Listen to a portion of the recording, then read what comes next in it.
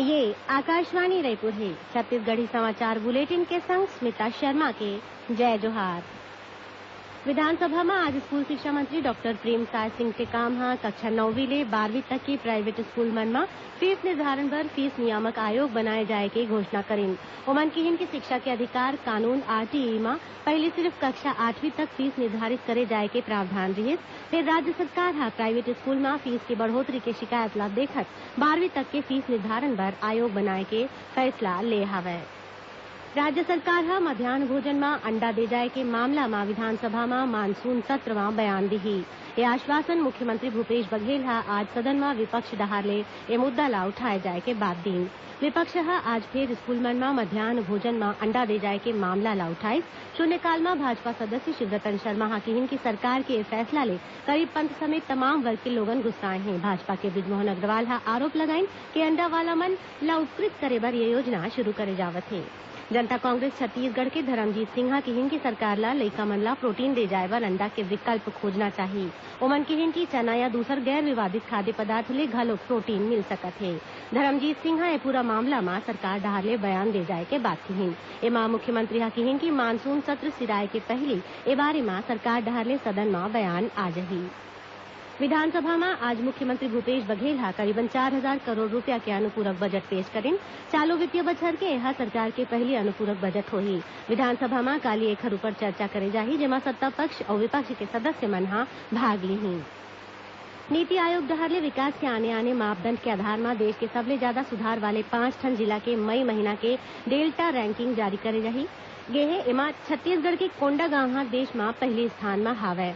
मुख्यमंत्री भूपेश बघेल ह ये उपलब्धि बर कोंडागांव के जनप्रतिनिधि, जिला प्रशासन और लोगन ला बधाई दीन है। खाद्य मंत्री अमरजीत भगत ह राशन कार्ड नवीनीकरण प्रक्रिया में आवेदन ले बर टोकन सिस्टम शुरू करे के निर्देश दीन है। ए बारे में विशेष सचिव मनोज कुमार सोनी ह सबो जिला कलेक्टर मन ला पत्र जारी कर दीन है। खाद्य मंत्री ह केंद्र में टेबल की संख्या बढ़ाए जाए के घलोक निर्देश दीन। प्रदेश में राशन कार्ड नवीनीकरण के काम अवैया 29 जुलाई तक चलही।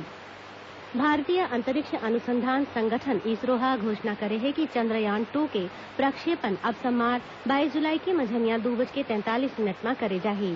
एला 15 जुलाई के छोड़ना रहिस। फिर प्रक्षेपण ले करीबन 1 घंटा पहले तकनीकी खराबी आए के सेती प्रक्षेपण ला अस्थायी तौर में रोक दे गे रहिस। जीएसएलवी मार्क 3 रॉकेट चंद्रयान 2 ला अंतरिक्ष में लेके जाही। ए मिशन ले चंद्रमा के सतह के बनावट, पानी के उपलब्धता और भौगोलिक स्थिति के बारे में ज्यादा जानकारी मिले के उम्मीद है। ए मिशन में 978 करोड़ रुपया लागत आए के अनुमान है।